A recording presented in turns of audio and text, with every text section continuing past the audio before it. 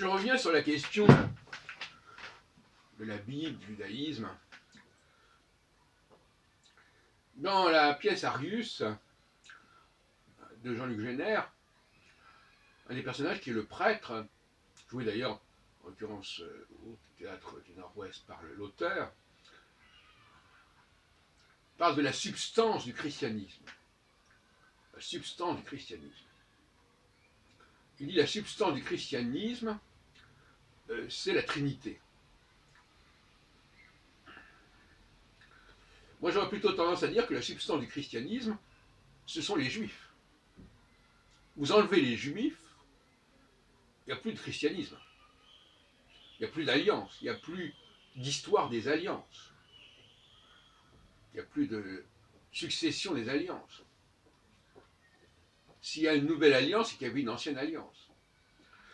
Bon, alors je rappelle que les termes de la nouvelle alliance, il faut les chercher dans Jérémie 31, et que ça n'a rien à voir avec les termes qui sont formulés dans la lettre aux Éphésiens, d'une suppression de la différence entre juifs et non-juifs. Un contresens absolu. Au contraire, il s'agit de dire que désormais, les commandements de Dieu seront non pas présentés oralement, par l'instruction, par l'enseignement, mais seront insufflés en quelque sorte immédiatement et dans le cœur, gravés dans le cœur par un processus miraculeux, j'ai bien presque, une transsubstantiation.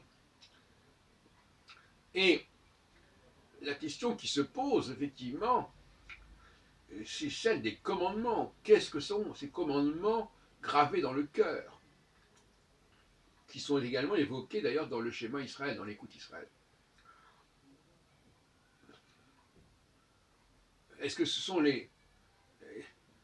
Alors, bon, Jésus, on trouve des éléments dans les évangiles à ce sujet.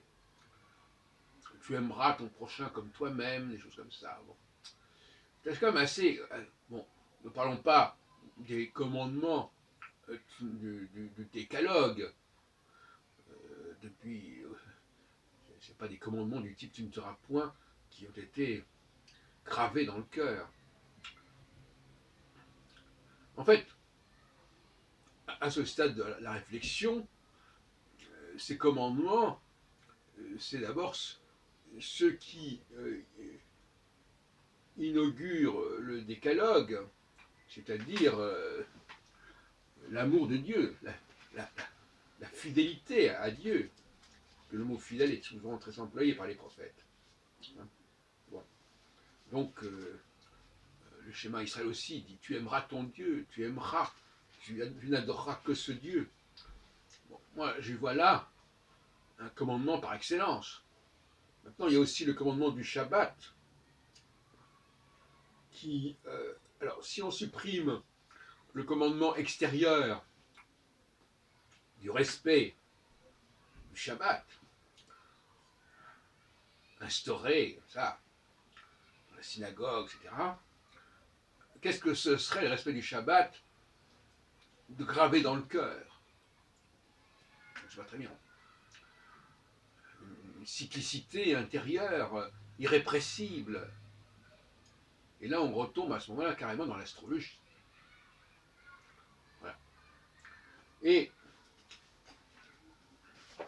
c'est la question qu'on peut se poser, en fait.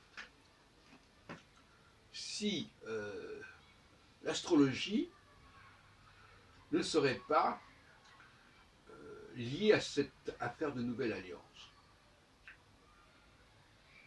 Parce que le principe même de l'astrologie, c'est que les choses que nous ressentons, les programmes qui sont en nous, ne sont pas simplement le fait du milieu extérieur, le fait du droit, de la loi extérieure.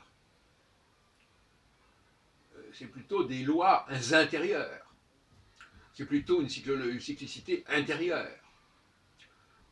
Et par conséquent, j'aurais tendance, en ce jour, le 22 janvier 2018 en tout cas,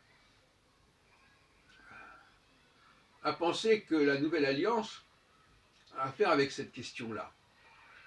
Alors, historiquement, on ne peut pas dire que l'astrologie a commencé avec Jérémie. Elle est certainement beaucoup plus ancienne que cela. Mais on peut aussi penser que dans les Écritures, il y a des références qui pourraient éventuellement renvoyer à l'histoire beaucoup plus ancienne.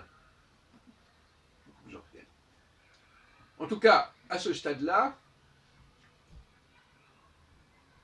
il y aurait aussi le problème, l'objection, c'est que si c'était de l'astrologie dont il s'agissait, elle ne pourrait pas être réservée aux seuls juifs. À moins que.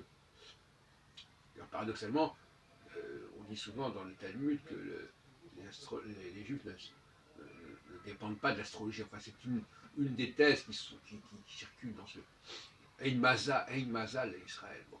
Il y a qu'il y ait une thèse inverse aussi qui soit plus ou moins en dialectique avec celle-là. Mais, en tout état de cause, il semble bien que ce soit par la voie de notre perception des codes célestes, des commandements dictés par les astres, et non pas par les lois, que l'on puisse comprendre la notion de programmation, de nouvelle alliance, de grâce. Grâce au sens de quelque chose qui n'est pas venu de l'extérieur, mais qui vient de l'intérieur. Donc, faire abstraction à la fois des juifs et de l'astrologie, c'est quand même beaucoup. C'est quand même se priver d'informations fondamentales et quelque part une perte de substance évidente. Et moi, ce qui m'intéresse, c'est de redonner de la substance à l'humanité par ces deux biais. Il y en a peut-être d'autres, que sont l'astrologie et le judaïsme.